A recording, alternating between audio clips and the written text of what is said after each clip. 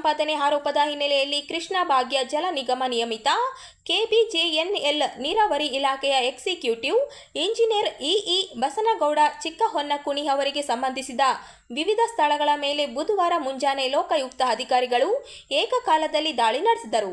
Raichur Lokayukta SP Gopal ಅವರ ನೇತೃತ್ವದಲ್ಲಿ ನಡೆದ ಕಾರ್ಯಾಚರಣೆಯಲ್ಲಿ ರಾಯಚೂರು, ವಿಜಯನಗರ, ಹೊಸಪೇಟೆ, ಕೊಪ್ಪಳ ಹಾಗೂ ಬಳ್ಳಾರಿ ಜಿಲ್ಲೆಗಳ ಲೋಕಾಯುಕ್ತ ಅಧಿಕಾರಿಗಳು ಮತ್ತು ಸಿಬ್ಬಂದಿ ಭಾಗವಹಿಸಿದ್ದರು.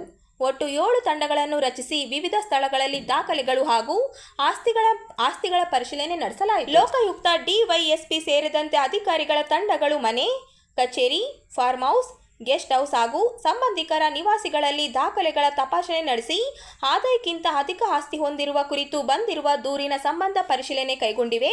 ಪ್ರಾಥಮಿಕ ಮಾಹಿತಿಯ ಪ್ರಕಾರ ಜಲಹಳ್ಳಿ ಕೃಷ್ಣಾ ನದಿ ತಟದಲ್ಲಿ ಸುಮಾರು 30 ಎಕರೆ ಜಮೀನು ಖರೀದಿ ಸೇರಿದಂತೆ ಹಲವು ಆಸ್ತಿಗಳ ಕುರಿತು ಲೋಕಾಯುಕ್ತ ಅಧಿಕಾರಿಗಳು ಮಾಹಿತಿ ಸಂಗ್ರಹಿಸುತ್ತಿದ್ದಾರೆ.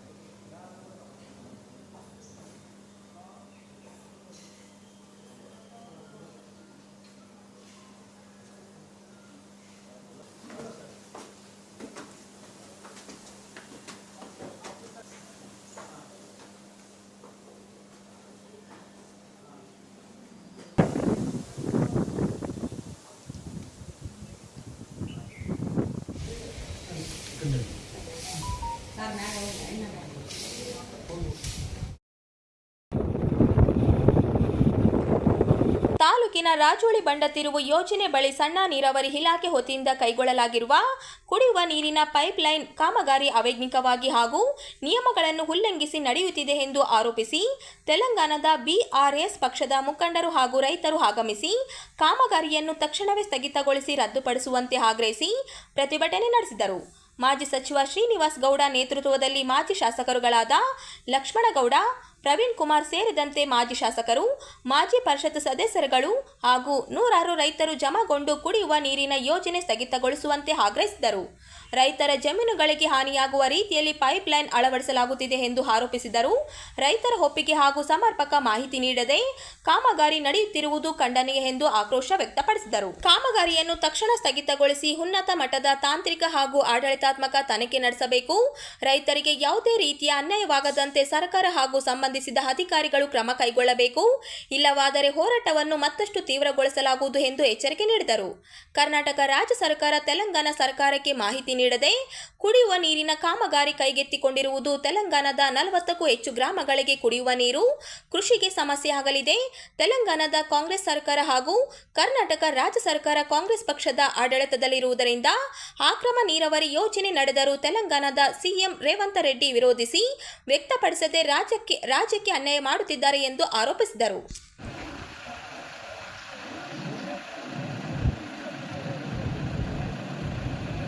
రాయచూరు ఇవన్నీ కూడా తెలంగాణ ప్రాంతం. ఇది మన ప్రాంతానికి మీకు అన్యాయం జరుగుతున్నప్పుడు మీరు ఆంధ్రాకి నీళ్ళు పోతున్నాయి, మీరు ఏమనుకుంటే ఎట్లా చెప్పండి? ఎంత అన్యాయం మీరు ఆలోచన చేసుకోండి. మనకు రక్త సంబంధం, వేల సంవత్సరాలు మనం కలిసి ఉంటాం. మన పైసలతో మీరు బాగుపడతారనుకుంటాం. మేము మాకింత బాగుపడాలని కోరుకుంటాం.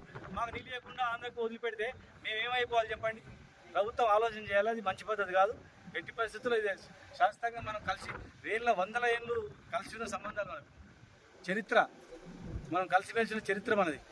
ఒక అన్నదమ్ములము, ఒక తల్లి పిల్లలు మనం. ఇలా విడిపోయి ఆ రాష్ట్రంలో కలిసినంత మాత్రాన మాకు అన్యాయం చేసి ఆంధ్రాకు దర్వాజాలు ఓపెన్ చేస్తే మేము బతుకొద్దా? ఒకసారి ఆలోచన చేయండి, పునరాలోచన చేసి మాకు అన్యాయం చేయాలి. తుంగభద్ర డ్యాము తెలంగాణ కట్టిన డ్యామ్, అది తెలంగాణ డబ్బులతో కట్టిన డ్యామ్. అది కర్ణాటక కలిసినందుకు ఇక్కడ వెళ్ళిపోయింది. మాకు 15.60 టీఎంసీల నీళ్లు కేటాయింపున్నాయి. డైరెక్ట్ డ్యామ్ ద్వారా 5.90 టీఎంసీల వాటర్ మాకు రావాలి. మాకేమో ఇక్కడ సిల్ట్ పెట్టి సుక్క నీళ్ళు రాకుండా చేసి పక్కన మీరు ఇంకోటి కూడి రిజర్వాయర్ కట్టుకొని బ్యారేజ్ కట్టుకొని అటు గేట్లు బద్దలు కొట్టి ఆంధ్రాకి నీళ్ళు పోతే తెలంగాణ ఏమైపోవాలా చెప్పండి? ఒకసారి ఆలోచన చేయాలా, రాయచూరు ప్రజలు ఆలోచన చేయాలా. మేము మీ బిడ్డలం. ఒకప్పుడు 100 సంవత్సరాలు రాయచూరు తెలంగాణ ఒక అంతర్భాగం. అది ఆర్డీఎస్ కెనాల్కి నీళ్లు రాకుండా మా హక్కును కాల రాసి కర్ణాటక ప్రభుత్వం పైన డ్రింకింగ్ వాటర్ పేరుతో అక్రమంగా పర్మిషన్ లేని ప్రాజెక్టు కడతా ఉన్నారు. దాంతో మాకు ఇబ్బంది అయితే మా రైతాంగం నష్టపోతారు, మా ఆయకట్టం ఎండిపోతుంది, మా రైతులు ఇబ్బంది పడతారు. కాబట్టి పరిశీలించడానికి కొంచెం ఏం జరుగుతుంది అనేది మా పార్టీ దృష్టి తీసుకెళ్లి ప్రభుత్వం ఒత్తిడి తేవడానికి ప్రయత్నం చేస్తుంది. Doctor C Laxma Reddy, ex minister Telangana.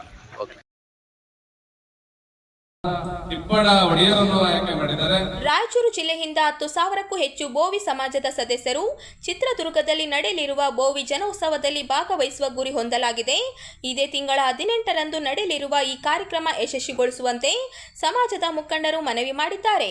ಚಿತ್ರದುರ್ಗದ ಜಗದ್ಗುರು ಸಿದ್ದರಾಮೇಶ್ವರ ಮಹಾಸಂಸ್ಥಾನ ಬೋವಿ ಗುರುಪೀಠದಲ್ಲಿ ಜುಲೈ 18ರಂದು ಬೋವಿ ಜನೋತ್ಸವ ನಡೆಯಲಿದ್ದು, ಜಗದ್ಗುರು ಶ್ರೀ ಇಮ್ಮಡಿ ಸಿದ್ದರಾಮೇಶ್ವರ ಸ್ವಾಮೀಜಿ ಅವರ 17ನೇ ಪಟ್ಟಾಭಿಷೇಕ ಮಹೋತ್ಸವ, 28ನೇ ಲಾಂಛನ ದೀಕ್ಷಾ ಮಹೋತ್ಸವ ಹಾಗೂ 40ನೇ ಜನ್ಮ ವರ್ಧಂತಿ ಅಂಗವಾಗಿ ಕಾರ್ಯಕ್ರಮ ಆಯೋಜಿಸಲಾಗಿದೆ.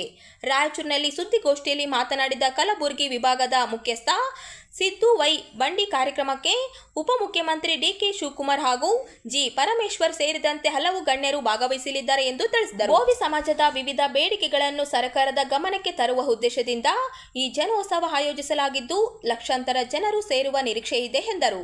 ಜಿಲ್ಲೆಯಿಂದ 10,000ಕ್ಕೂ ಹೆಚ್ಚು ಜನರನ್ನು ಭಾಗಿಯಾಗಿಸುವ ಗುರಿಯೊಂದಿಗೆ ರಾಜ್ಯದ ವಿವಿಧ ಜಿಲ್ಲೆಗಳಲ್ಲಿ ಜಾಗೃತಿ ಸಭೆಗಳನ್ನು ನಡೆಸಲಾಗುತ್ತಿದೆ ಎಂದು ಮಾಹಿತಿ ನೀಡಿದರು. ಈ ವೇಳೆ ಮಾತನಾಡಿದ ಅಶೋಕ್ ಉಮಲೂಟಿ, ಜನೋತ್ಸವದಲ್ಲಿ ವಧುವರರ ಸಮಾವೇಶ, ಸಮಾಜದ ಪ್ರತಿಭಾವಂತ ವಿದ್ಯಾರ್ಥಿಗಳಿಗೆ ಸನ್ಮಾನ ಸೇರಿದಂತೆ ಹಲವು ಕಾರ್ಯಕ್ರಮಗಳು ನಡೆಯಲಿವೆ ಎಂದರು. ಅಲ್ಲದೆ ಕಾಂಗ್ರೆಸ್ನಿಂದ ಆಯ್ಕೆಯಾಗಿರುವ ಬೋವಿ ಸಮಾಜದ ಶಾಸಕರಲ್ಲಿ ಒಬ್ಬರಿಗೆ ಸಚಿವ ಸ್ಥಾನ ನೀಡುವಂತೆ ಸರ್ಕಾರವನ್ನು ಒತ್ತಾಯಿಸಿದರು.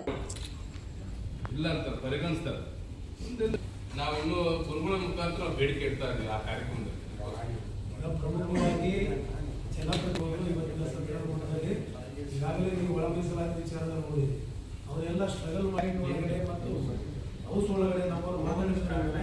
ಇವತ್ತು ನಮಗೆ 4 ಪಾಯಿಂಟ್ ಅದೆಲ್ಲ ಅವ್ರು ಮಾಡಿದ್ದಾರೆ. ಆಮೇಲೆ ನಮ್ಮದು ಬಹಿರಂಗ ಹೋರಾಟ ಆಲ್ರೆಡಿ 18ನೇ ತಾರೀಕು ಸ್ವಾಮೀಜಿ ನೇತೃತ್ವದಲ್ಲಿ ಕಾರ್ಯಕ್ರಮ ನಡೆದಿದೆ ರಾಜ್ಯದ ಮಟ್ಟದಲ್ಲಿ. ಆ ಕಾರ್ಯಕ್ರಮಕ್ಕೆ ಕರ್ನಾಟಕ ದೊರೆ ಡಿಕೆ ಶಿವಕುಮಾರ್ ಅವರು ಮುಖ್ಯಮಂತ್ರಿಗಳು ಆಗಮಿಸ್ತಾ ಇದ್ದಾರೆ. ಅದೇ ರೀತಿ ಉಪಮುಖ್ಯಮಂತ್ರಿ ಪರಮೇಶ್ ಸಾಹೇಬರು ಆಗಮಿಸ್ತಾ ಇದ್ದಾರೆ ಆ ಕಾರ್ಯಕ್ರಮಕ್ಕೆ. ಅದೇ ರೀತಿ ನಮ್ಮ ಇಡೀ ಅಖಂಡ ಭಾರತದಾಗ ನಮ್ಮ JDS ನ ಸಂಸದ ಮಲ್ಲೇಶ್ ಬಾಬು ಅಂತ ಕೋಲಾರ MP ಅವರು ಕೂಡ ಆಗಮಿಸ್ತಾ ಇದ್ದಾರೆ. ಅದೇ ರೀತಿ ನಮ್ಮ ಬಿಜೆಪಿ ಮುಖಂಡರು ಪ್ರಹ್ಲಾದ್ ಜೋಶಿ ಅವರು ಕೂಡ ಆಗಮಿಸ್ತಾ ಇದ್ದಾರೆ. ಇನ್ನೂ ಹಲವಾರು ಮುಖಂಡರು ಆಹ್ವಾನ ಮಾಡ್ತಾ ಇದ್ದಾರೆ ಸ್ವಾಮೀಜಿಯವರು. ಆ ಕಾರ್ಯಕ್ರಮ ಒತ್ತಡದಲ್ಲಿ ಇನ್ನೂ ನಮಗೆ ಬಂದಿಲ್ಲ. ಇವರು ಮಾತ್ರ ಮುಖ್ಯವಾಗಿ ಬರ್ತಾ ಇದ್ದಾರೆ. ಅದ್ರ ಜೊತೆಗೆ ನಮ್ಮ ಶಾಸಕರಾದ ನಮ್ಮ ಸಚಿವರು, ಮಾಜಿ ಸಚಿವರಾದ ಶಿವರಾಜ್ ತಂಗಡಿಯವರು ಅವರು ಕೂಡ ಆಗಮಿಸ್ತಾ ಇದ್ದಾರೆ, ನಮ್ಮ ಕಾಂಗ್ರೆಸ್ ಇದ್ದವರು. ಅದೇ ರೀತಿ ನಮ್ಮ ಕಾಂಗ್ರೆಸ್ನ ಪಾಗೋಳ ವೆಂಕಟೇಶ್ ಅಂತ ಇದ್ದಾರೆ, ಅವರು ಕೂಡ ಆಗಮಿಸ್ತಾ ಇದ್ದಾರೆ. ಇನ್ನೊಬ್ಬರು ನಮ್ಮ ಶ್ರೀನಿವಾಸ್ ಅಂತ ಬೆಂಗಳೂರಿನ ಶಾಸಕ, ಅವರು ಕೂಡ ಆಗಮಿಸ್ತಾ ಇದ್ದಾರೆ. ಇನ್ನು ನಮ್ಮ 7 ಜನ ನಮ್ಮ ಶಾಸಕರು, ಕಾಂಗ್ರೆಸ್, JDS, ಬಿಜೆಪಿ ಸೇರಿಸಿ 7 ಜನ ನಮ್ಮ ಶಾಸಕರು ನಮ್ಮ ಬೋವಿ ಸಮಾಜದವರು ಇದ್ದಾರೆ. ಅದ್ರ ಜೊತೆಗೆ ಹಾಜಿ ಮಾಜಿ, ಅದ್ರ ಜೊತೆಗೆ ನಮ್ಮ ಕುಲಗುರುಗಳಾದ ರಾಜ್ಯ ಮಟ್ಟದಲ್ಲಿ ಏನು ಮಕ್ಕಳಿಗೆ ಪ್ರತಿಭಾ ಪುರಸ್ಕಾರವನ್ನು ಹಮ್ಮಿಕೊಳ್ಳಲಾಗಿದೆ. ಬಡ ವಿದ್ಯಾರ್ಥಿಗಳಿಗೆ ಅವರಿಗೆ ಸುಮಾರು 1,000 ಮಕ್ಕಳನ್ನ ಆಗಮಿಸ್ತಾ ಇದ್ದಾರೆ. ಅವ್ರಿಗೆಲ್ಲ ಪ್ರತಿಭಾಪಕರಿಂದ ನಮ್ಮ ಮಠದ ವತಿಯಿಂದ ಅವರಿಗೆ ಒಂದು ಸನ್ಮಾನ ವ್ಯವಸ್ಥೆ ಇದೆ. ಅದೇ ರೀತಿ ನಮ್ಮ ರಾಜ್ಯ ಮಟ್ಟದಲ್ಲಿ ಏನು ಒಂದು ಉದ್ಯೋಗಸ್ಥರಾಗಲಿ ಪ್ರಮುಖ ವ್ಯಕ್ತಿಗಳಾಯ್ತು, ಏನು ಅಧಿಕಾರಿಗಳಾಯ್ತು, IPS IAS ಅವರಿಗೂ ಕೂಡ ಸನ್ಮಾನ ಇರ್ತದೆ ಆ ಕಾರ್ಯಕ್ರಮದಲ್ಲಿ. ಅದೇ ರೀತಿ ವಧುವರರು ಕೂಡ ಸಮಾವೇಶ ಕೂಡ ಇರ್ತಾರೆ. ಆ ಕಾರ್ಯಕ್ರಮದಲ್ಲಿ ತಾವೆಲ್ಲ ಹೆಚ್ಚಿನ ಸಂಖ್ಯೆಯಲ್ಲಿ ಭಾಗವಹಿಸಿರುವಂತಹ ಭರವಸೆ ಇದೆ. ಇವತ್ತು ಆ ಕಾರ್ಯಕ್ರಮದಲ್ಲಿ ಮುಖ್ಯ ಘಟಕ ಕಾರ್ಯಕ್ರಮದಲ್ಲಿ ಪ್ರಮುಖವಾಗಿ 17ನೇ ಪಟ್ಟಾಭಿಷೇಕ ಅಂತಕ್ಕಂಥದ್ದನ್ನ ಮಹೋತ್ಸವವನ್ನು ಮಾಡ್ತಾ ಇದ್ದೀವಿ. ಗುರುಗಳಲ್ಲಿ ಆ ನೇತೃತ್ವದಲ್ಲಿ ಸಮಾಜದವ್ರು ಮಾಡಬೇಕು. ಅದೇ ರೀತಿ 28ನೇ ಲಾಂಛನ ದೀಕ್ಷಾ ಅಂತಕ್ಕಂಥ ಒಂದು ಮಹೋತ್ಸವ ಕಾರ್ಯಕ್ರಮ ನಡೀತದ. ಅದ್ರ ಜೊತೆಗೆ ಗುರುಗಳ 40ನೇ ವರ್ಧಂತೋತ್ಸವ ಅಂತ ಕೂಡ ನಡೀತದ.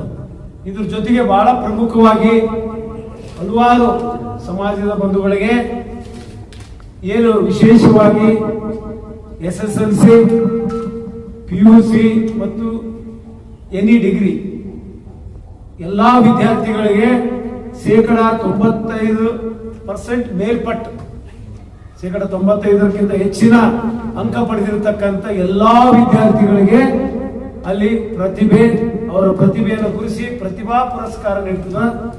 ಆ ಪ್ರತಿಭಾ ಪುರಸ್ಕಾರದಲ್ಲಿ ಈ ಜಿಲ್ಲೆಯಿಂದ ನೂರಾರು ಸಂಖ್ಯೆಯಲ್ಲಿ ವಿದ್ಯಾರ್ಥಿಗಳು ಭಾಗವಹಿಸಬೇಕು ಅಂತಕ್ಕಂಥದ್ದು ವಿನಂತಿಯೊಂದಿಗೆ ಮತ್ತು ಭಾಗವಹಿಸುವ ರೀತಿಯಲ್ಲಿ ಪಾಲಕರು ನಮ್ಮ ಭೋವಿ ಸಮಾಜದವರು ಬಂಧುಗಳು ಅವರಿಗೆ ಪ್ರೇರೇಪಣೆ ಮಾಡಬೇಕು. ಜೊತೆಗೆ ಇನ್ನು ಆರೋಗ್ಯ ದೃಷ್ಟಿಯಿಂದ ರಕ್ತ ಶಿಬಿರ, ರಕ್ತದಾನ ಶಿಬಿರ ಪ್ರತಿಭಾ ಪುರಸ್ಕಾರ ರಕ್ತದಾನ ಶಿಬಿರ ಕೂಡ ಇರ್ತದ. ಇನ್ನು ವಿಶೇಷವಾಗಿ ಅಲ್ಲಿ ಬಹಳ ಪ್ರಮುಖವಾದದ್ದು ಏನಂದ್ರೆ ವಧುವರರ ಒಂದು ಅನ್ವೇಷಣೆ ಇರ್ತದ. ಅದೆಲ್ಲದಕ್ಕಿಂತ ಪ್ರಮುಖವಾಗಿ ಇವತ್ತಿನ ಏನು ಘನ ಸರ್ಕಾರದ ಮಾನ್ಯ ಮುಖ್ಯಮಂತ್ರಿಗಳಾಗಿರ್ತಕ್ಕಂಥ DK ಶಿವಕುಮಾರ್ ಅವರು ಆ ಒಂದು ಘನಾಧ್ಯಕ್ಷತೆಯನ್ನು ವಹಿಸಲಿದ್ದಾರೆ. ಅದೇ ರೀತಿ ಸಾನ್ನಿಧ್ಯವನ್ನ ಮಾನ್ಯ ಗುರುಗಳು ನಮ್ಮ ಕುಲಗುರುಗಳು ವಹಿಸಲಿದ್ದಾರೆ. ಏನು ಡಾಕ್ಟರ್ ಪರಮೇಶ್ವರ್ ಉಪಮುಖ್ಯಮಂತ್ರಿಗಳು ಕೂಡ ಆ ಒಂದು ವೇದಿಕೆಯಲ್ಲಿ ಭಾಗವಹಿಸಲಿದ್ದಾರೆ. ಈಗಾಗಲೇ ಹೇಳಿದ್ರು ನಮ್ಮ ಸಮಾಜದ ಜನಪ್ರತಿನಿಧಿಗಳು ಸ್ಥಳೀಯ ಕಲ್ಲು ಗಣಿಗಾರಿಕೆ ಹೊಡೆಯೋದಪ್ಪ ಅಂತಂದ್ರೆ ಈಗ ಆಧುನಿಕ ಯುಗದಲ್ಲಿ ಯಂತ್ರೋಪಕರಣಗಳು ಬಂದಿದ್ದರಿಂದ ನಮ್ಮ ಕುಲಕಸುಬನ್ನ ಯಂತ್ರಗಳ ಮುಖಾಂತರ ಪಟ್ಟಭದ್ರ ಶಕ್ತಿಗಳು ಕಸಿದುಕೊಳ್ತಾ ಇದ್ದಾರೆ. ಮತ್ತು ಇದೇ ರೀತಿಯಾಗಿ ಒಂದು ಉಣ್ಣೆ ಮತ್ತು ಕುರಿ ಸಾಗಾಣಿಕೆಯನ್ನು ಮಾಡ್ತಾರೆ. ಒಂದು ಸಮುದಾಯಗಳಿಗೆ ವಿಶೇಷ ಅನುದಾನ ಕೊಡ್ತಾರೆ. ಮತ್ತು ಇನ್ನೊಂದು ನೇಕಾರರು ಕೂಡ ಅವ್ರಿಗೆ ವಿಶೇಷ ಅನುದಾನ ಪರಿಹಾರ ಎಲ್ಲ ಕೊಡ್ತಾರೆ.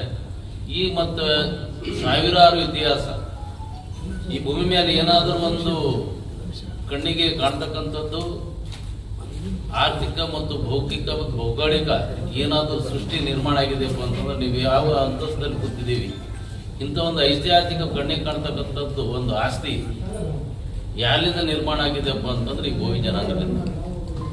ಯಾವಾಗ ಒಂದು ಸಣ್ಣ ಒಂದು ಕೂದಲದ ಬಗ್ಗೆ ನೀವು ಕೊಡ್ತೀರಿ ಸರ್, ಒಂದು ನೂಲಿನ ದಾರದ ಬಗ್ಗೆ ಕೊಡ್ತೀರಿ ಅಂದಾಗ ಬೃಹತ್ ಕಟ್ಟಡಗಳು, ಅಣೆಕಟ್ಟೆಗಳು, ರಸ್ತೆಗಳು, ಕೋಟೆ ಕೊತ್ತಲುಗಳನ್ನು ಮಾಡಿದ್ದಾರೆ. ಈ ಒಂದು ಶ್ರಮಜೀವಿ ಜನಾಂಗಕ್ಕೆ ಅದಕ್ಕೂ ಪ್ರತ್ಯೇಕ ಒಂದು ಮೀಸಲಾತಿ ಕೊಡ್ರಿ. ಪ್ರತಿಯೊಂದು ಊರಲ್ಲಿ, ಪ್ರತಿಯೊಂದು ಹೋಬಳಿ ಮಟ್ಟದಲ್ಲಿ, ಪ್ರತಿ ತಾಲೂಕು ಮತ್ತು ಜಿಲ್ಲಾ ಮಟ್ಟದಲ್ಲಿ ಹೇಗೆ ನೀವು ಭೂ ಮಂಜೂರಾತಿಯನ್ನು ಇನಾಮಿ ಜಮೀನು ಕೊಡ್ತೀರಿ, ಆ ರೀತಿ ಕುಲಕಸುಬು ಮಾಡ್ತಕ್ಕಂಥ ನಮ್ಮ ಭೂವಿ ಜನಾಂಗ ಪ್ರತಿಯೊಂದು ಉಭಯಸರಿಗೆ 2 ಎಕರೆ ನೀವು ಭೂಮಿಯನ್ನು ಕಲ್ಲುಗಣಿಗೆ ಮಾಡಲಿಕ್ಕೆ ಅನುಕೂಲ ಮಾಡಿಕೊಡ್ರಿ ಅಂತೇಳಿ ಸನ್ಮಾನಿಸಿರಿ. ಈ ಮಾಜಿ ಮುಖ್ಯಮಂತ್ರಿಗಳಾದ ಸಿದ್ದರಾಮಯ್ಯ ಅವರ ನೇತೃತ್ವದಲ್ಲಿ ಸುಮಾರು ಕಾರ್ಯಕ್ರಮಗಳು ಮಾಡಿದಾಗ ಕೂಡ ಬೇಡಿಕೆ ಇತ್ತು. ಅವರು ತಕ್ಕ ಮಟ್ಟಿಗೆ ಒಂದು 60% ಅದು ಒಂದು ಸ್ವಲ್ಪ ದಾರಿಗೆ ಬಂದಂಗಾಗಿದೆ. ಮೂಲ ಪ್ರಸ್ತಾವನೆಗಳೆಲ್ಲ ಮುಂದುವರಿಸಿದ್ದಾರೆ. ಕೊನೆಯ ಹಂತದಲ್ಲಿದೆ.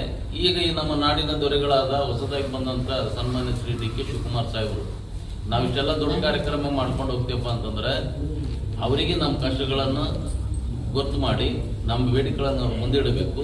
ಮತ್ತು ಹೋದ ಒಂದು ಬಾರಿ ನಮ್ಮ ಮಂತ್ರಿಮಂಡಲದಲ್ಲಿ ನಮ್ಮ ಸಮುದಾಯದ ನಾಯಕರಿಗೆ ಒಂದು ಅವಕಾಶ ಕೊಟ್ಟಿದ್ರಿ. ನಮ್ಮ ಸಮುದಾಯಕ್ಕೆ ಒಂದು ಪ್ರಾತಿನಿಧ್ಯ ಸಿಕ್ಕಿತ್ತು.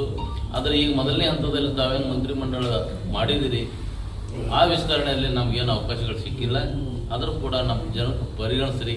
ಮತ್ತು ನಮ್ಮದೇ ಪಕ್ಷದಲ್ಲಿ ಮತ್ತು ಕಾಂಗ್ರೆಸ್ ಪಕ್ಷದಿಂದ ಈ ಸರ್ಕಾರದಲ್ಲಿ 3 ಶಾಸಕರಿದ್ದಾರೆ. ಯಾರಿಗಾದರೂ ಒಬ್ಬರಿಗೆ ಮಾಡಿದ್ರು ಕೂಡ ನಮ್ಮ ಸಮಾಜ ಆ ಪಕ್ಷಕ್ಕೆ ಋಣಿಯಾಗಿ ಇನ್ನೂ ಹೆಚ್ಚಿನ ಕೆಲಸದಲ್ಲಿ ಮಾಡ್ಬೋದು, ಹೆಚ್ಚಿನ ಕೆಲಸ ಅಂತೇಳಿ ನಮ್ಮದು ಬೇಡಿಕೆ ಇದೆ. ಅದೇ ರೀತಿ ಈಗ ಸಾಮಾಜಿಕವಾಗಿ ಆರ್ಥಿಕವಾಗಿ ಭಾಳ ಹಿನ್ನಡೆ ಇದೆ ನಮ್ಮ ಜನ. ಅದಕ್ಕೆ ಸ್ಕೂಲು ಕಾಲೇಜು ಎಲ್ಲೆಲ್ಲಿ ನಮ್ಮ ಮಠದ ಅಧೀನದಲ್ಲಾಗಿರ್ಬೋದು, ಸಂಘ ಸಂಸ್ಥೆಗಳ ಅಧೀನದಲ್ಲಾಗಿರ್ಬೋದು ಏನು ಮಾಡ್ತಾ ಇದ್ದಾರೆ ಅದಕ್ಕೆ ವಿಶೇಷವಾಗಿ ಅನುದಾನ ಕೊಡಬೇಕು. ಸಮಾಜ ಕಲ್ಯಾಣ ಇಲಾಖೆಯಿಂದ ಕೆಲವೊಂದು ಬರವಣಿಗೆಯಷ್ಟು ಮುಂದೆ ಇದ್ದಂಥ ಸಮುದಾಯಗಳಿಗೆ, ನಮ್ಮ ಸೋದರ ಸಮುದಾಯಗಳಿಗೆ ವಿಶೇಷ ಗಮನ ಕೊಡ್ತೀರಿ. ಮೂರ್ತಿಗಳು ಸ್ಥಾಪನೆ ಮಾಡಲಿಕ್ಕೆ ನಾವು ಅವಕಾಶ ಕೊಡ್ತೀರಿ. ನಮ್ಮ ಕುಲ ಕಸುಬು ಮತ್ತು ಕುಲ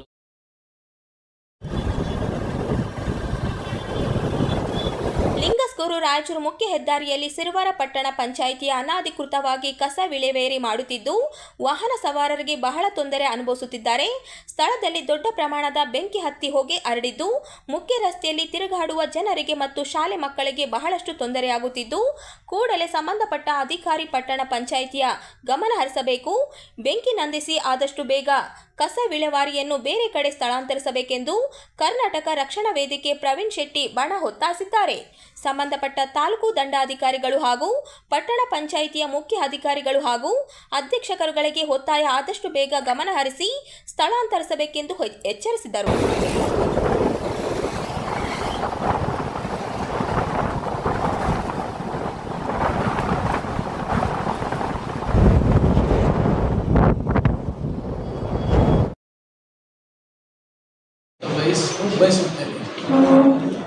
ಕಲ್ಯಾಣ ಕರ್ನಾಟಕದ ಪ್ರಭಾವಿ ಮುಖಂಡರಾದ ಎ ವಸಂತ್ ಕುಮಾರ್ ಅವರಿಗೆ ರಾಜ್ಯ ಸರ್ಕಾರದ ಸಂಪುಟದಲ್ಲಿ ಸಚಿವ ಸ್ಥಾನ ನೀಡಿ ಹಿಂದುಳಿದ ರಾಯಚೂರು ಜಿಲ್ಲೆಗೆ ಆದ್ಯತೆ ನೀಡಬೇಕೆಂದು ಜನಸೇವಾ ಟ್ರಸ್ಟ್ ಅಧ್ಯಕ್ಷರಾದ ಬಿ ಚಂದ್ರಶೇಖರ್ ಒತ್ತಾಯಿಸಿದರು.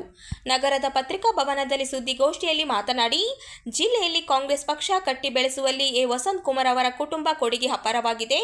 80ರ ದಶಕದಲ್ಲಿ ಇವರ ತಂದೆಯವರಾದ ಆರ್ ಆಂಜನೇಯುಲು ಜಿಲ್ಲಾ ಕಾಂಗ್ರೆಸ್ ಪಕ್ಷದ ಅಧ್ಯಕ್ಷರಾಗಿ ಸೇವೆ ಸಲ್ಲಿಸಿದ್ದಾರೆ.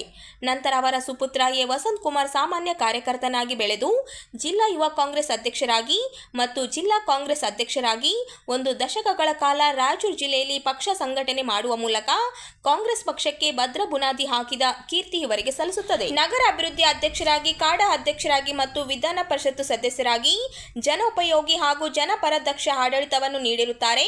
ಪ್ರಾದೇಶಿಕ ಕಾಂಗ್ರೆಸ್ ಪಕ್ಷದ ಕಾರ್ಯಾಧ್ಯಕ್ಷರಾಗಿ ಹೈಕಮಾಂಡ್ ನೀಡಿದ ಆದೇಶದ ಮೇರೆಗೆ ವಿಧಾನಸಭಾ ಮತ್ತು ಲೋಕಸಭಾ ಚುನಾವಣೆಗಳಲ್ಲಿ ಕಾಂಗ್ರೆಸ್ ಅಭ್ಯರ್ಥಿಗಳನ್ನು ಸಲ್ಲಿಸುವಲ್ಲಿ ಪ್ರಮುಖ ಪಾತ್ರ ವಹಿಸಿರುತ್ತಾರೆ. ಮಹಾರಾಷ್ಟ್ರ ಹಾಗೂ ತಮಿಳುನಾಡಿನಲ್ಲಿ ನಡೆದ ಚುನಾವಣೆಗಳಲ್ಲಿ ಕಾಂಗ್ರೆಸ್ ಪಕ್ಷದ ವೀಕ್ಷಕರಾಗಿ ನೇಮಕವಾಗಿರುವುದು ಇವರ ಘನತೆ, ಕಾರ್ಯಾಧ್ಯಕ್ಷತೆಯನ್ನು ಎತ್ತಿ ತೋರಿಸುತ್ತದೆ. ಸರ್ಕಾರದಿಂದ ರಾಯಚೂರಿಗೆ 22 ಕೋಟಿ ರೂಪಾಯಿ ಅನುದಾನ ಮಂಜೂರು ಮಾಡಿಸಿ ಸಮಾಜದ ಎಲ್ಲ ವರ್ಗದ ಅಭಿವೃದ್ಧಿ ಕಾರ್ಯಗಳಿಗೆ ಪಾರದರ್ಶಕವಾಗಿ ಅನುದಾನ ನೀಡಿರುತ್ತಾರೆ. ಸದರಿಯವರು ಎಲ್ಲ ಸಮುದಾಯಗಳಿಗೆ ಉತ್ತಮ ಸೌಹಾರ್ದ ಸಂಬಂಧ ಹೊಂದಿ ಪ್ರೀತಿ ವಿಶ್ವಾಸ ಗಳಿಸಿ ಅಪಾರ ಅಭಿಮಾನಿಗಳನ್ನು ಹೊಂದಿ ಪಕ್ಷದ ಸಂಘಟನೆಗಾಗಿ ಹಗಲಿರುಳು ಶ್ರಮಿಸುತ್ತಿರುವ ಕಲ್ಯಾಣ ಕರ್ನಾಟಕದ ಪ್ರಭಾವಿ ಮುಖಂಡರಾದ ಮಾನ್ಯ ಶ್ರೀ ಎ ವಸಂತ್ ಕುಮಾರ್ ಇವರಿಗೆ ಕರ್ನಾಟಕ ಸರ್ಕಾರದ ಸಂಪುಟದಲ್ಲಿ ಸಚಿವ ಸ್ಥಾನ ನೀಡಿ ಹಿಂದುಳಿದ ರಾಯಚೂರು ಜಿಲ್ಲೆಗೆ ಆದ್ಯತೆ ನೀಡಬೇಕೆಂದು ಆಗ್ರಹಿಸಿ ಒತ್ತಾಯಿಸುತ್ತಿದ್ದೇವೆ. ಇದು ನಮ್ಮ ಜನಸೇವಾ ಪಕ್ಷದಿಂದ ಒತ್ತಾಯಪೂರ್ವಕ ಸಲ್ಲಿಕೆ.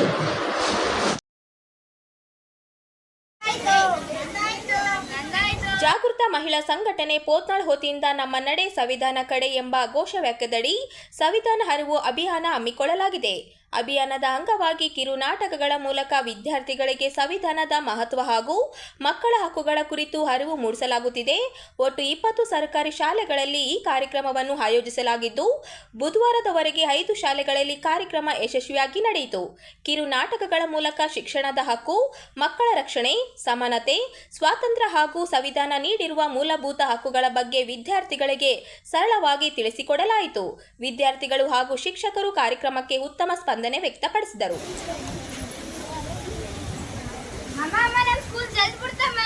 ಹೌದಮ್ಮ, ಏನಮ್ಮ ಇಷ್ಟು ಖುಷಿಯಾಗಿದೆಯಾ ಇವತ್ತು?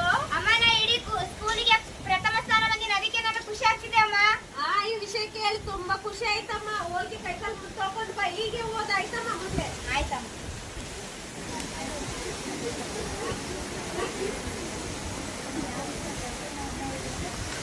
ಅಮ್ಮ ಅಮ್ಮ ಹೊಟ್ಟೆ ನೋವ್ತಾ ಇದೆಯಮ್ಮ.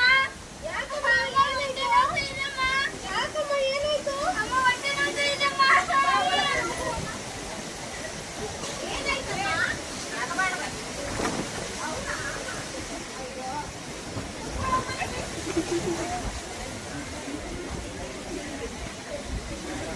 ಸರಿ ಏನೇ ಅವಳಿಗೆ ಹೊಟ್ಟೆ ನೋವು ಅಂತಾನೆ? ಹೌದಾ? ಸರಿ ಹೊಟ್ಟೆ ನೋವು ಏನಾಯ್ತು? ನಾಳಿಂದ ಶಾಲೆಗೆ ಹೋಗೋದು ಬೇಡ ಅಂತ ಹೇಳು. ಯಾಕ್ರಿ ಅವಳಿಗೆ ಸ್ನಾನ ಮಾಡಿದ್ದಾರೆ ಶಾಲೆಗೆ? ಅವಳಿಗೆ ಶಾಲೆ ಹಾಕಿ ಬಿಡ್ತೀರಿ ನೀವು? ಅದು ಹೆಣ್ಮಗ ಅಲ್ವಾ, ಎಷ್ಟು ದಿನ ಹೋದ್ರೆ ಇನ್ನೊಬ್ಬನಿಗೆ ಹೋಗ್ಬೇಕಲ್ಲ ಕೊಟ್ಟ ಮನೆಗೆ. ಹಂಗಾಗಿ ಶಾಲೆ ಸಾಕು, ಮಗ ಇದ್ದಾನಲ್ಲ ಅವ್ನು ಒಬ್ಬರೇ ಹೋಗ್ಲಿ ಸಾಕು. ಯಾಕ್ರಿ ಗಂಡಿಗೆ ಹೋಗ್ತಾರೆ ಹೆಣ್ಣಿಗೆ ಒಂಥರ ಮಾಡ್ತೀರಾ? ಯಾವಾಗ ಇದೇ ಆಯ್ತಲ್ಲ ನಿಮ್ಮದು. ನಮಸ್ತೆ ಮಕ್ಕಳೇ, ಎಲ್ಲರೂ ಕೂತ್ಕೊಳ್ಳಿ.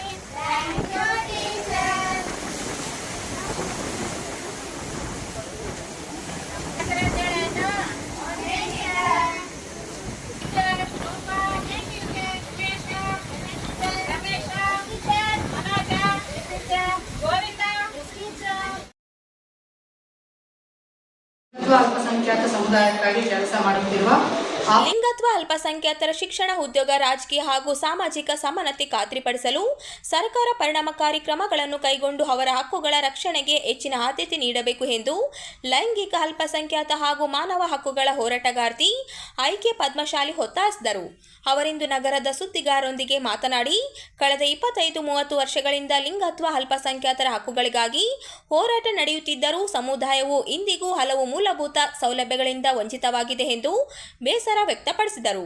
ರಾಜ್ಯ ಸರ್ಕಾರವು ತಕ್ಷಣ ಲಿಂಗತ್ವ ಅಲ್ಪಸಂಖ್ಯಾತರ ಅಭಿವೃದ್ಧಿ ನಿಗಮವನ್ನು ಸ್ಥಾಪಿಸಿ ಅದರ ಅಧ್ಯಕ್ಷರು ಹಾಗೂ ಸದಸ್ಯರ ಹುದ್ದೆಗಳಿಗೆ ಸಮುದಾಯದವರನ್ನೇ ನೇಮಕ ಮಾಡಬೇಕೆಂದು ಆಗ್ರಹಿಸಿದರು. 2022-23ರಲ್ಲಿ ಹೈಕೋರ್ಟ್ ಸರ್ಕಾರಿ ಹುದ್ದೆಗಳಲ್ಲಿ ಲಿಂಗತ್ವ ಅಲ್ಪಸಂಖ್ಯಾತರಿಗೆ 1% ಮೀಸಲಾತಿ ಕಲ್ಪಿಸುವಂತೆ ನಿರ್ದೇಶನ ನೀಡಿದರೂ ಅದರ ಸಮರ್ಪಕ ಅನುಷ್ಠಾನ ಇನ್ನೂ ಆಗಿಲ್ಲ.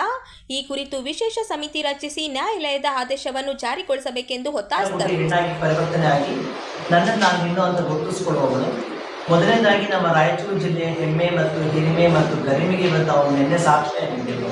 ಕಾರಣ ಏನು ಅಂತಂದರೆ, ಕರ್ನಾಟಕ ಮತ್ತು ಕನ್ನಡ ಸಾಹಿತ್ಯ ಪರಿಷತ್ತಿನಲ್ಲಿ ಕೊಡುವಂಥ ಅತ್ಯುನ್ನತ ಪ್ರಶಸ್ತಿ ವಿಜಯಶ್ರೀ ದತ್ತಿ ಪ್ರಶಸ್ತಿ ಅವರು ನಮ್ಮ ಲಕ್ಷ್ಮಣ್ ಕನಕುಂಟವ್ರಿಗೆ ಸಿಕ್ಕಿರುವುದು ರಾಯಚೂರು ಒಂದು ಸೌಭಾಗ್ಯ ಮತ್ತು ಒಂದು ಬಹುದೊಡ್ಡ ಗೌರವ ನಮಗೆ ಸಿಕ್ಕಿರುವಂಥದ್ದು. ಮತ್ತು ಲೈಂಗಿಕ ಅಲ್ಪಸಂಖ್ಯಾತ ಚಳವಳಿಗೆ ಸಂದ ಬಹುದೊಡ್ಡ ಒಂದು ಜಯ ಅಂತ ಹೇಳಕ್ಕೆ ಇಷ್ಟವನ್ನು ಪಡ್ತೇನೆ. ಹಾಗಾಗಿ ನಮ್ಮ ಲಕ್ಷ್ಮಣ್ ಕನಕುಂಟ ಅವರಿಗೆ ನಮ್ಮ ಸಮುದಾಯಗಳ ಪರವಾಗಿ ಮನದುಂಬಿದ ಶುಭಾಶಯಗಳು ಮತ್ತು ನಿಮಗೆ ಮತ್ತೊಮ್ಮೆ ಸ್ವಾಗತವನ್ನು ಕೋರ್ತೀನಿ. 4 ಪ್ರಮುಖ ವಿಚಾರಗಳನ್ನ ಮಾತಾಡಲಿಕ್ಕೆ ಮಾತ್ರ ಇವತ್ತು ನಾವು ಪತ್ರಿಕಾಗೋಷ್ಠಿಯನ್ನು ಕರೆದಿರುವ. ಲಿಂಗತ್ವದಿಂದ, ಲೈಂಗಿಕತೆಯಿಂದ, ಭಾಷೆಯಿಂದ, ನಾವು ಹಾಕೋ ಉಡುಗೆಯಿಂದ, ನಾವು ಮಾಡೋ ಊಟದಿಂದ, ನಮ್ಮ ಜಾತಿಯಿಂದ, ವರ್ಗದಿಂದ ನಾವು ಸಾಮಾಜಿಕವಾಗಿ ಬಹಿಷ್ಕಾರವನ್ನು ಎದುರಿಸ್ತಾ ಇದ್ದೀವಿ. ಸಾಮಾಜಿಕ ಬಹಿಷ್ಕಾರ ಅಂದರೆ ಏನು? ನಾವು ಪಡೆದುಕೊಳ್ಳುವಂಥ ಮೂಲಭೂತ ಹಕ್ಕು ನಾವೇನು ಮಾತಾಡ್ತಾ ಇದ್ದೀವಿ, ಮನೆಯಿಂದ ಹಿಡಿದು ನಾವು ತೆಗೆದುಕೊಳ್ಳುವ ಆರೋಗ್ಯದ ವ್ಯವಸ್ಥೆಯಿಂದ ಹಿಡಿದು ಒಂದು ಸ್ವಲ್ಪ ಉದ್ಯೋಗ ಅಂತ ನಾವೇನು ಮಾತಾಡ್ತಾ ಇದ್ದೀವಿ, ಅಲ್ಲಿಂದ ಹಿಡಿದು ಶಿಕ್ಷಣ ಸಂಪೂರ್ಣ ಎಲ್ಲ ಕ್ಷೇತ್ರಗಳಲ್ಲೂ ನಮಗೆ ರಿಜೆಕ್ಷನ್ ಆಗಿರಬೇಕಾದ್ರೆ ಎಕ್ಸೆಪ್ಟೆನ್ಸ್ ನಮಗೆ ಇದ್ದಿದೆ ಅಂತ ದೊಡ್ಡ ಪ್ರಶ್ನೆಗಳನ್ನು ಕಾಡ್ತಾ ಇರುವಂಥದ್ದು. ಹಾಗಿದ್ರೆ ಈ ಸಮುದಾಯ ಭಿನ್ನವಾಗಿದೆಯಾ? ಖಂಡಿತ ಭಿನ್ನ ಇಲ್ಲ. ನಾವೆಲ್ಲರೂ ಮನುಷ್ಯರು ಮೊದಲಾಗಿದ್ದೇವೆ. ಸೊ ನೀವು ನಿಮ್ಮಲ್ಲಿ ಗಂಡಸರು ಅಂತ ಗುರುತಿಸ್ಕೊಳ್ತೀರಿ, ನಿಮ್ಮಲ್ಲಿ ಹೆಂಗಸರು ಅಂತ ಗುರುತಿಸ್ಕೊಳ್ತೀವಿ. ಹಾಗೆ ನಮ್ಮಲ್ಲಿ ನಾವು ನಿಜರ, ಜೋಗಪ್ಪ, ಮರ್ಲಾಡಿ, ಶಿವಶಕ್ತಿ, ಜೋಗ್ತ, ಅಕ್ವ, ನಿರ್ವಾಣ ಹಾಗೆ ಬಹುದೊಡ್ಡ ಸಮುದಾಯದಲ್ಲಿ ಒಂದು ವೈವಿಧ್ಯತೆಯ ಸಮುದಾಯ ಇರುವಂಥ ನಾವು ಆ ವೈವಿಧ್ಯತೆಯನ್ನು ಈ ದೊಡ್ಡ ಸಮಾಜಕ್ಕೆ ಹೇಗೆ ಅರ್ಥ ಮಾಡಿಸ್ಬೇಕು ಅನ್ನೋ ಒಂದೇ ಕಾರಣಕ್ಕಾಗಿ ಈ ಒಂದು ಜನಜಾಗೃತಿಯ ಕಾರ್ಯಕ್ರಮದ ಮೂಲಕ ಒಂದು ಪತ್ರಿಕಾಗೋಷ್ಠಿಯ ಮೂಲಕ ನಾವು ಮಾತಾಡಲಿಕ್ಕೆ ಇಷ್ಟವನ್ನು ಪಡ್ತೀವಿ. ಸಾಮಾಜಿಕ ಬಹಿಷ್ಕಾರವನ್ನು ಡಾಕ್ಟರ್ BR ಅಂಬೇಡ್ಕರ್ ಸಾಹೇಬರು ಸೇರಿದಂತೆ ಅನೇಕ ದೊಡ್ಡ ಅಗ್ರಮಾನ್ಯ ಗಣ್ಯರು ಅದನ್ನು ಫೇಸ್ ಮಾಡಿದ್ದಾರೆ. ಬಟ್ ವಿಷಾದ, ದುಃಖ ಮತ್ತು ಖೇದ ಏನು ಅಂತಂದರೆ 21ನೇ ಶತಮಾನದಲ್ಲಿ ನಾವು ಇವತ್ತು ಕೂಡ ಇದನ್ನು ಫೇಸ್ ಮಾಡ್ತಾ ಇದ್ದೀವಿ. ನಮ್ಮ ಲಿಂಗತ್ವದ ಆಧಾರ ಇದ್ದರೆ ಇದು ನಮ್ಮ ಸಮಾಜಕ್ಕೆ ದೊಡ್ಡ ನಾಚಿಕೆ ಆಗಬೇಕು ಅನ್ನೋದನ್ನು ನಿಮ್ಮ ಮೂಲಕ ನಿಮ್ಮ ಸಮಾಜಕ್ಕೆ ಆ ಒಂದು ಸಂದೇಶವನ್ನು ಹಾಕಲಿಕ್ಕೆ ಇಷ್ಟಪಡ್ತೀವಿ. ಮತ್ತು ಇವತ್ತು ನಾವು ನಮ್ಮ ಸೂಪರಿಂಟೆಂಡೆಂಟ್ ಆಫ್ ಪೊಲೀಸ್ SP ಸಾಹೇಬ್ರವರ ಕಚೇರಿಯಲ್ಲಿ ಈ ಹಿರಿಯ ಶ್ರೇಣಿಯ ಅಧಿಕಾರಿಗಳು, ಕಿರಿಯ ಶ್ರೇಣಿಯ ಅಧಿಕಾರಿಗಳಿಗೆ ಕಾನೂನು ಏನು ಹೇಳುತ್ತೆ, ಸಮಾಜ ಏನು ಹೇಳುತ್ತೆ, ಮತ್ತು ನಮ್ಮ ಹೋರಾಟ, ನಮ್ಮ ಚಳವಳಿ ಯಾವ ಥರ ಇದೆ ಅನ್ನೋ ಬಗ್ಗೆ ಈಗ ಒಂದು ಜಾಗೃತಿ ಕಾರ್ಯಕ್ರಮ ನಾವು ಮಾಡಲಿಕ್ಕೆ 10:30ಗೆ 11 ಗಂಟೆಗೆ ಇಲ್ಲಿ ದೇವದಗದ ಗ್ರಾಮದವರು ಅಂತರ್ಲಿಂಗಿ ಅಂತಂದರೆ ನಾನು ಮೊದಲನೇದಾಗಿ ನಿಮಗೂ ಕೇಳ್ತೇನೆ, ಅಂತನಿಗೆ ಅಂದರೆ ಅವ್ರು ಹೆಂಗಿರ್ತಾರೆ ಅನ್ನೋ ಬಗ್ಗೆ ನಿಮ್ಗೆ ಏನಾದರೂ ಮಾಹಿತಿ ಇದೆ ನಾನು ಜೊತೆಗೆ ಹುಟ್ಟಿರ್ತಾರೆ. ಸೊ ಅಂಥ ಮಗುನ ಅಂತನಿಗೆ ಮಗು ಅಂತ ಕರೀತಾರೆ. ಅವರ ಒಂದು ಐಡೆಂಟಿಫೈ ಬಂದು ಇವಾಗ ಡಾಕ್ಟರ್ ಮಾಡೋದು ಹುಡುಗಂತರ ಮಾಡ್ಬೋದು, ಇಲ್ಲ ಹುಡುಗಿ ಅಂತರ ಮಾಡ್ಬೋದು. ಸೊ ಈ ಥರ ಇರ್ಬೋದು. ಸೊ ಅಂತಲ್ಲಿಗೆ ಮಕ್ಕಳಾಗಿ ಜಾಸ್ತಿ ಆಚೆ ಬರ್ತಾ ಇಲ್ಲ ಅಂತಂದರೆ ಅವ್ರ ಅಪ್ಪ ಅಮ್ಮನ ಅವ್ರ ಅಪ್ಪ ಅವರನ್ನು ಒಂದು ಗೃಹ ಬಂಧನ ಮಾಡೋದಾಗಿರ್ಬೋದು, ಮತ್ತು ಅವ್ರಿಗಿರುವಂಥ ಮೆಡಿಕಲ್ ಚಾಲೆಂಜ್ಗಳಾಗಿರ್ಬೋದು, ಮತ್ತು ಆಚೆ ಕಡೆ ಜನ ಅವ್ರು ಯಾರು ಕೂಡ ಐಡೆಂಟಿಫೈ ಮಾಡ್ತಾರೆ. ಐಡೆಂಟಿಫೈ ಮಾಡ್ತಾರೆ ಅನ್ನೋದಕ್ಕೆ ಒಂದು ಕಾರಣ ಏನಂದ್ರೆ ಅವರಾಗಿ ಆಚೆ ಬಂದು ಅವರ ಒಂದು ಐಡೆಂಟಿಟಿ ಬಗ್ಗೆ ಮಾತಾಡೋದಾಗಿರ್ಬೋದು, ಮತ್ತು ಅವ್ರಿಗೆ ಯಾವ ಥರ ಸವಲತ್ತುಗಳಿದೆ, ಮತ್ತು ಗೌರ್ಮೆಂಟ್ ಅವ್ರ ಬಗ್ಗೆ ಅದೇನು ಅರ್ಸ್ಕೊಂಡಿದೆ ಅನ್ನೋದ್ರ ಬಗ್ಗೆ ಯಾವ ಥರ ಅಂತ ಜಾಸ್ತಿ ಮಾಹಿತಿ ಇಲ್ಲ. ಸೊ ಹಂಗಾಗಿ ಇಲ್ಲಿರುವಂಥ ಮೆಡಿಕಲ್ ಬೋರ್ಡ್ಗಳಿಗೆ ಮಾಹಿತಿ ಇಲ್ಲ. ಇಲ್ಲಿರುವಂಥ ನಿಮ್ಸ್ ಹಾಸ್ಪಿಟ್ಲಲ್ಲಿ ನಾನು ಹೋಗ್ಬಿಟ್ಟು ನಾನು ಕೇಳಿದೆ, ಅಂತರ್ಲಿಂಗೆ ಅಂತಂದರೆ ಹಂಗಂದ್ರೆ ಏನು ಅಂತ ಕೇಳ್ತಾರೆ. ಒಬ್ಬ ಡಾಕ್ಟರ್ ಆಗ್ಬಿಟ್ಟು ನಾನು ಕೇಳುವಂಥದ್ದು ಅಂತ ನಾನು ಅವ್ರಿಗೆ ಪ್ರಶ್ನೆ ಮಾಡ್ತಾ ಇದ್ದೀನಿ. ಸೊ ಇನ್ನೊಂದು ವಿಚಾರ ಇವಾಗ ಏನಂತಂದರೆ ಅಂತರ್ಲಿಂಗ ಸಮುದಾಯದವರು ಮುಂದೆ ಬರಬೇಕು. ಅವ್ರದ್ದಾದಂಥದ್ದು ಒಂದು ಜೀವನ ಅಂತ ಇದೆ, ಅವ್ರದ್ದಾದ ಒಂದು ಲೈಫ್ ಅಂತಿದೆ. ಇವಾಗ ಎಲ್ಲರೂ ಕೂಡ ನಾವು ಹೆಂಗಸರು, ನಾವು ಗಂಡಸರು ಅಂತ ನೀವು ಹೆಂಗೆಲ್ಲ ಐಡೆಂಟಿಫೈ ಮಾಡ್ಕೊತೀರಾ, ನಾವು ಕೂಡ ಡಿಗ್ನಿಫೈ ಆಗಿ ಅವರು ಕೂಡ ಎಲ್ಲರೂ ಆಚೆ ಬಂದು ಹೇಗೆ ಅಂತ ಒಂದು ಐಡೆಂಟಿಫೈ ಮಾಡ್ಕೋಬೇಕಂತ ನಾವು ಕೇಳ್ಕೊಳಕ್ಕೆ ಇಷ್ಟಪಡ್ತೀವಿ. ಸೊ ಇನ್ನೊಂದು ಏನಂತಂದರೆ ಇದ್ರ ಬಗ್ಗೆನೂ ಕೂಡ ಇವಾಗ ಅಂತರ್ಲಿಂಗ ಸಮುದಾಯಗಳ ಬಗ್ಗೆ ಜಾಸ್ತಿ ಕೂಡ ಎಲ್ಲಿ ಮಾಹಿತಿ ಇಲ್ಲ. ಸೊ ಇದ್ರ ಬಗ್ಗೆ ಇವಾಗಿರುವಂಥ ನಮ್ಮ ಸರ್ಕಾರಗಳು ಅವರು ಕೂಡ ಇದು ಒಂದು ಮಾಹಿತಿ ನಾವು ತಗೊಂಡು ನಮ್ಮ ಸಮುದಾಯಗಳ ಬಗ್ಗೆ ಏನು ಸವಲತ್ತುಗಳು ಬೇಕು ಅನ್ನೋದ್ರ ಬಗ್ಗೆ ಅವರು ಒಂದು ಸ್ವಲ್ಪ ವಿಷಯಗಳ ಬಗ್ಗೆ